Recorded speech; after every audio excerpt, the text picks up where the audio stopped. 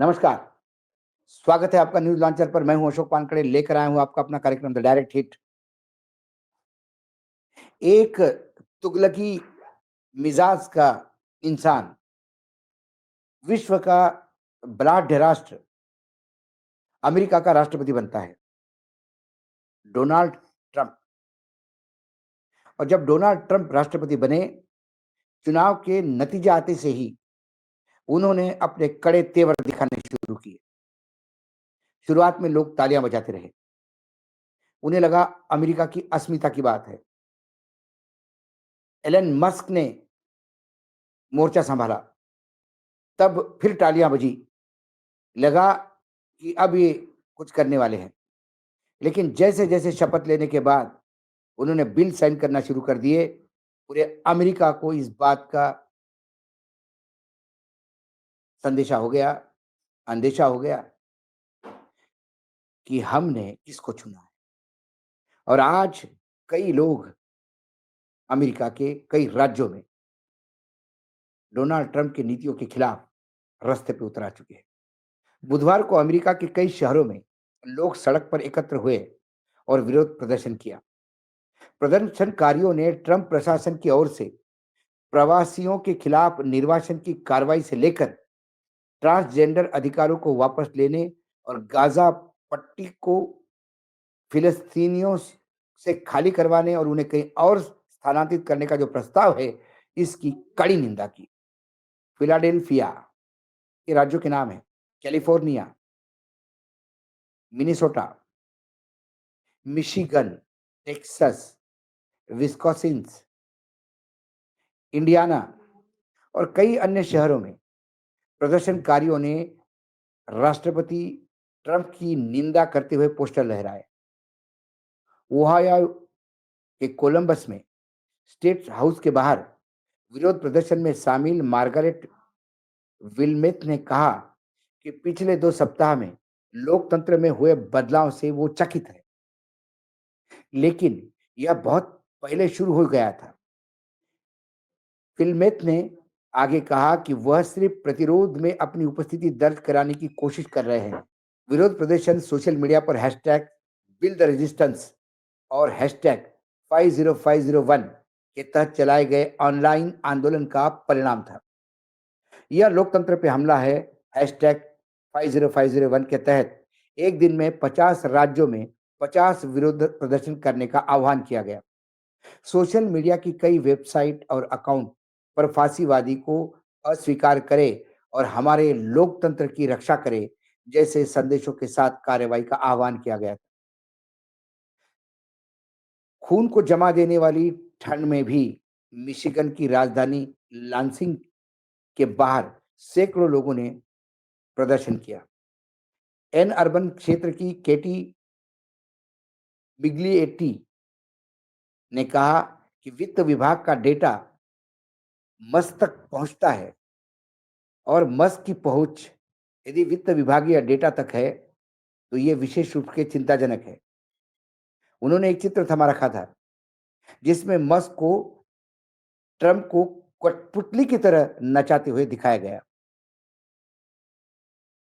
पिग्लिएटी ने कहा कि अगर हम इसे नहीं रोकते और संसद से कुछ करने के लिए नहीं कहते, तो यह लोकतंत्र पर बड़ा हमला है। कई शहरों के प्रदर्शन के दौरान मस्क की आलोचना हुई।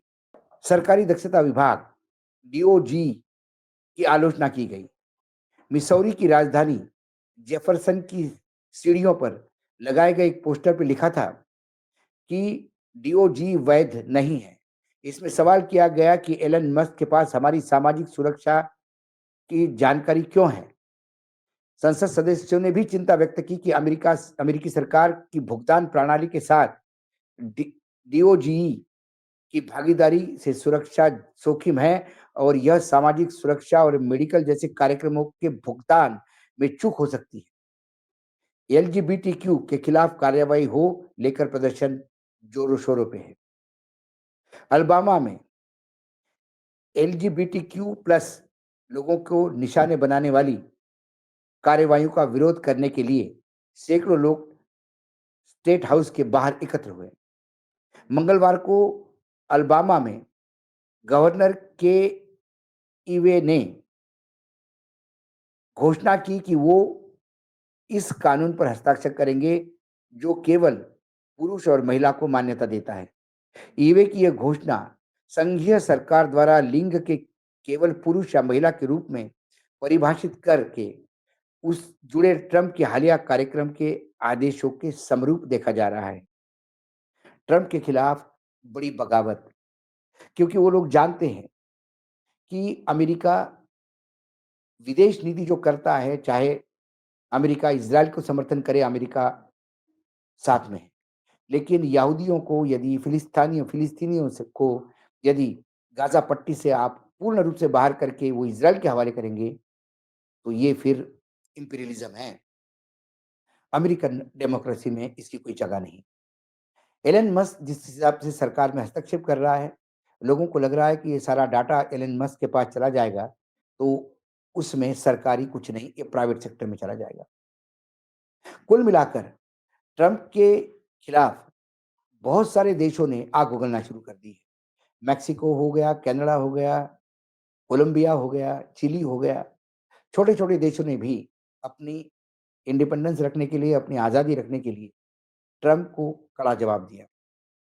भारत सरकार ही एक हमारी सरकार है, जो घुटने पे टेक कर ट्रंप को साष्टांग दंडवत करते हैं। अब मैं उसी स्थिति को यदि भारत के हिसाब से देखूँ, तो ट्रंप की खुद की नीतियों से और इन तुगलकी फरमानों से ट्रंप अमेरिका की आर्थिक स्थिति को ही खराब करने नहीं जा रहे। वो अमेरिका में भी अंदर एक गृह युद्ध जैसी स्थिति बना रहे हैं। ट्रांसजेंडर को लेके अमेरिका बड़े खुले विचारों का है। ये जो घटिया मानसिकता है, जो ट्रंप की घटिया मानसिकता को अमेरिका का हर नागरिक विरोध कर रहा है, वो यही है कि उन्हें लगा नहीं था कि अमेरिका फर्स्ट कहने वाले लोग बाद में अपने विचार फर्स्ट रख के अमेरिका को भी हित की जगह अमेरिका का अहित करेंगे। यदि ट्रंप ने सब दूर ज़्यादा ड्यूटी लगाई, तो फिर अमेरिका माल भी बाहर जाने में तकलीफ होगा और यदि अमेरिका का माल बाहर नहीं जाता, तो फिर अमेरिका का उद्योग क्या करेगा? कई जगह पे आज परेशानी है। कई लोग डिपोर्ट किए गए हैं, ज़बरिया डिपोर्ट किए गए हैं। लेकिन जब डिपोर्ट करते हैं, तो उनकी जगह लेने के लिए दूसरा वर्कफ़ोर्स अमेरिका में है क्या? ट्रंप कहते हैं कि ये लोग हमारी नौकरियाँ खाते हैं, लेकिन वहाँ ड्राइवर की नौकरी करने वाले, स्वीपर की नौकरी करने वाले, वेटर की नौकरी करने वाले, वो जो 4th क्लास का जो कर्मचारी है, उसकी जगह लेने के लिए क्या अमेरिकन लोग आगे आएँगे? सवाल ये है, क्योंकि अमेरिका इसकी आदी नहीं। कुल मिलाकर ट्रंप के लिए उनको पूरी नीतियों पे फिर से एक बार सोचना होगा, क्योंकि वो अमेरिका है। अमेरिका के लोग यदि रास्ते पे आ गए, तो ट्रंप को देश चलाना बहुत मुश्किल हो जाएगा। अमेरिका के लोग अपनी स संविधान के लिए, अपनी लोकतंत्र के लिए सजग है और अभी से उन्होंने लड़ाई शुरू की।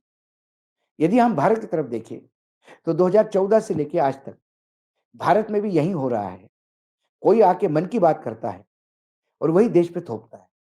और ये नहीं जानना चाहता कि देश क्या चाहता है।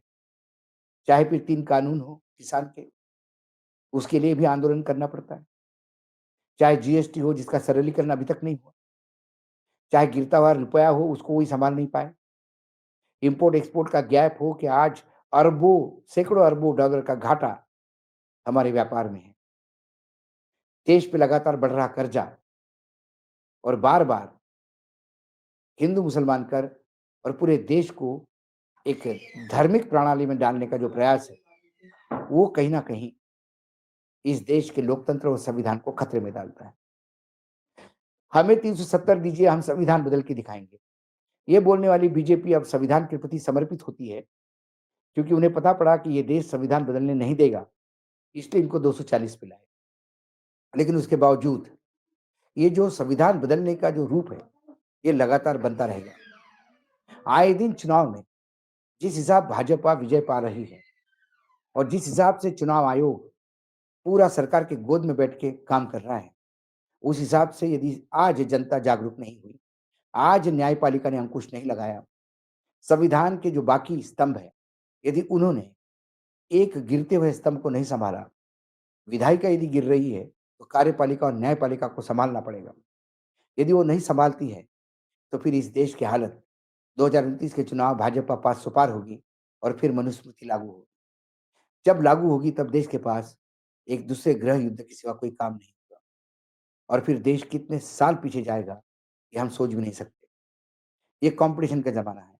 एक तरफ हम टेक्नोलॉजिकली एआई की बात करते हैं और दूसरी तरफ आज भी हम धार्मिक उन्माद को सर आँखों पे लेके चलते हैं।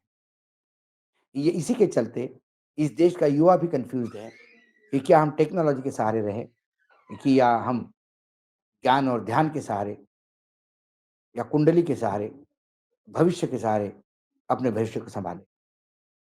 ये शुरुआत अब दिल्ली में होती हुई दिखाई दे रही है। ख़ासकर जिस हिसाब से डिपोर्ट किए गए अमेरिका से जो भेजे गए भारतीय हैं, उनको हथकड़ी और पैरों में बेड़ी लाके जिस हिसाब से आर्मी के और एयर फ़ोर्स के प्लेन में लाया गया, जहाँ ना बैठने की ठिकाना ठीक व्यवस्था थी, ना एक टॉयलेट 100 लोगों के बीच में और 36 घंटे का सफ़र। ये कहीं न कहीं पूरे भारत में पीड़ा का विषय हो गया।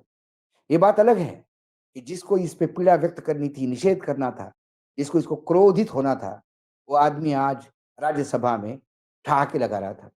मानो जो भारतीय वहाँ से बेड़ियों में आए, उससे इनका कोई सरोकार नहीं। कुल मिलाकर विपक्ष ने लेकिन इसका जोरदार हमला बोल दिया और यहीं शुरुआत होती है। आज जिस हिसाब से डिपोर्ट के इश्यू पे सबसे बड़ी विपक्ष की पार्टी कांग्रेस और नंबर 2 पे जो पार्टी है समाजवादी पार्टी, इन दोनों के सुप्रीमो जब मिलते हैं, जब राहुल गांधी अखिलेश से जोश भरे अंदाज में मिले, दोनों ने मिलके डिपोर्ट के खिलाफ जो फ्रंट खोला, वो काबिले तारीफ था। और यदि ऐसा ही हर जगह पे सबने मिलके फ्रंट खोला, तो एक आंदोलन खड़ा हो सकता है। सवाल सरकार को डिस्टेबल करने का नहीं। अक्सर सरकार यदि रास्ते से भटक रही है, यदि सरकार डिरेल हो रही है, तो उसको पटरी पे लाने का काम विपक्ष का है, मीडिया का है। लेकिन जब सरकार पटरी से नीचे उतरती है और उसको पटरी पे लाने का जो कोशिश है, उसी को सरकार कहती है कि ये देशद्रोही है। ये सरकार गिराना चाहती है। मोदी जी की सरकार कोई गिराना नहीं चाहते, क्योंकि कोई सरकार बनाना नहीं चाहता। कोई अल्टरनेटिव गवर्नमेंट लेके आ नहीं रहा है। मोदी जी की सरकार बैसाखियों पे है, लेकिन उन बैसाखियों पे भी कोई हमला नहीं बोल रहा है। ना कोई सांसद खरीद रहा है, ना कोई सांसद बेच रहा है। कुल मिला के इस सरकार को संविधान के अनुरूप चलाने के लिए विपक्ष जोरदार प्रयास कर रहा है। सोशल मीडिया इसमें एक्टिव है। गोदी मीडिया तो गोद में बैठ के चर भाट वंदना कर रहा है सुबह से शाम तक सरकार की। आज जो देखने को मिला, जो अमेरिका में हो रहा है ट्रंप के खिलाफ, वो भारत में होने में टाइम नहीं लगेगा। ये ऐसे ही एक जयप्रकाश नारायण की ज़रूरत होती है और फिर एक आंदोलन खड़ा होता है। क्योंकि लोग महँगाई से, लोग बेरोज़गारी से, लोग कानून व्यवस्था के लचर हालत से बहुत परेशान हैं और उनके हर परेशानी, हर समस्या का यदि निदान जय श्री राम बोल के ही दिया जा रहा है, तो लोग अब उससे भी ऊब गए हैं। कुंभ में आस्था के साथ जो खिलवाड़ हुई, हज़ारों की तादाद में मौतें हुई और इस कुशासन की जवाबदारी अपने ऊपर फूटता हुआ ठिकरा यदि किसी और धर्म के लोगों पे फोड़ने का प्रयास किया जा रहा है कि एआई के कैमरे ने हमको दिखा दिया कुछ संदिग्ध थे, तो वो एआई का कैमरा गुमशुदा लोगों को मिलवाए, वो एआई का कैमरा लाशों की गिनती करवाए। जब ये सामान्य इंसान पूछ रहा है, इसका जवाब ना योगी जी के पास है, ना मोदी जी के पास है, अमित शाह के पास है। कुल मिला के आज डिपोर्ट के मामले में जिस हिसाब से विपक्ष इकट्ठा होकर हमला बोल रहा है, ये एक अच्छी शुरुआत है। आने वाले समय में इस बजट को ही ले लीजिए, कई ऐसी चीज़ें हैं जिसको आम आदमी के लिए इन तमाम राजनीतिक दलों को जो विपक्ष में बैठे हैं, मिल के लड़ना होगा और एक मोमेंटम बनाना होगा। तभी जाके सरकार पटरी पे आएगी। पटरी पे निकालने की बात नहीं है, सरकार को पटरी पे लाने की बात है। वहाँ हिट हो गए डोनाल्ड ट्रंप जब लोग रास्ते पे उतरे। यहाँ पे भी बहुत जल्दी होट हिट होते हुए दिखाई देगी सरकार। क्योंकि कम से कम लोकसभा और राज्यसभा में तो सरकार हिट होती दिखाई दे रही है। आज इतना ही, कल फिर आता हूँ किसी विषय के साथ। तब तक के लिए नमस्कार, देखते रहिए न्यूज़ लॉन्चर।